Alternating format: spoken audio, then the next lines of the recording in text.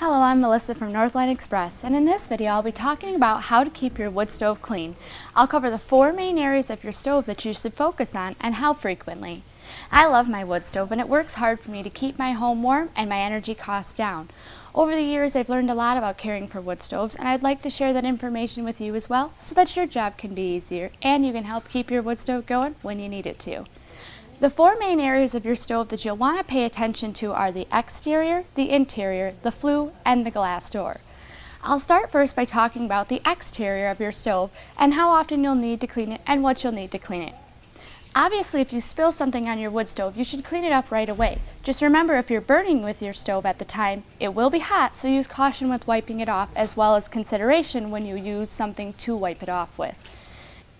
The exterior of your stove will get dusty from the ash, and that's easily remedied with a damp cloth or dry microfiber cloth when the stove is cooled. If you notice that your stove is looking tired or worn, you can also use stove polishes to bring its look back to life. If you spill water on your stove while you're filling your steamer, try not to let that sit there, as it could leave behind mineral deposits as the water evaporates or lead to rusting of your stove, which isn't going to look very good. Keeping the exterior of your stove looking clean will be something that you need to do quite frequently when the stove is in use. During the off-season, you really only need to keep it dusted. Another area of your exterior portion of your stove to check frequently when in use is the blower. The blower is going to collect hair and dust as it runs, and keeping that clean is only going to extend the life of your stove's blower. The next area of your stove that you're going to need to clean frequently is the interior of the stove. You'll want to be removing the ashes as they accumulate. If you're going to restoke your fire, make sure that you do leave some ashes in there. That's going to help insulate the firebox, which is going to ease your fire starting process.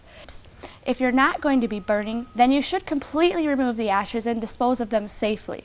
The best way to remove ashes, whether you're restarting or just going to empty them out completely from your wood stove, is to use your tool set shovel as well as an ash bucket that's going to be metal. No plastic should ever be used when it comes to removing ashes or hot coals from your wood stove.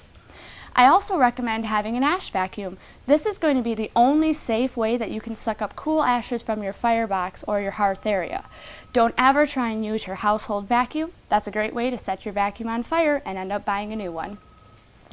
A tip that I have for you is when you're placing the ashes into the ash bucket, move slowly. This is going to have you avoid a plume of ash going up and into your air and all over your hearth and stove, so you have to clean it again. When you're cleaning out the ashes from your stove, use this time also to check the fire bricks inside of your firebox for cracks. Any of those that are cracked should be replaced for safety purposes.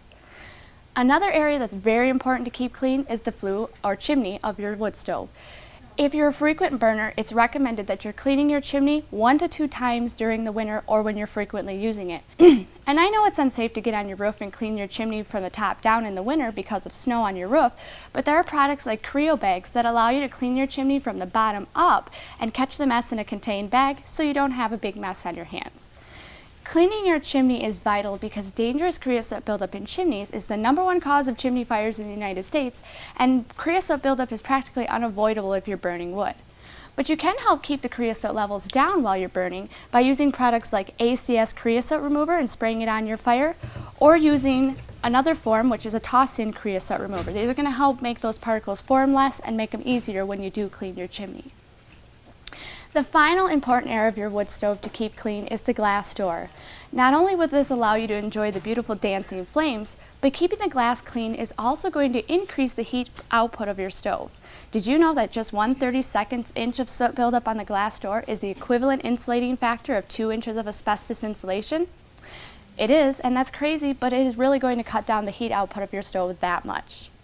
I use Rutland Glass Cleaner, and it's a very effective and easy to use product. Anytime I see the glass starting to blacken, I simply spray the door down, let it sit for a few minutes, and then wipe it off. Another tip I have for you when it comes to cleaning the glass door is if you have a really stubborn buildup spot or hard areas to get to, grab a razor blade and use that to scrape the tough buildup off. Also, when you're cleaning your glass door, take advantage of that time and use it to inspect the gasket around your glass on your door. This is a great way to make sure that you're keeping that gasket in good working order and keeping it functional.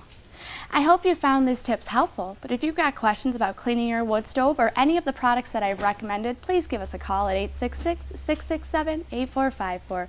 At Northline Express, home of the Buy and Try Satisfaction Guarantee, we're always happy to help.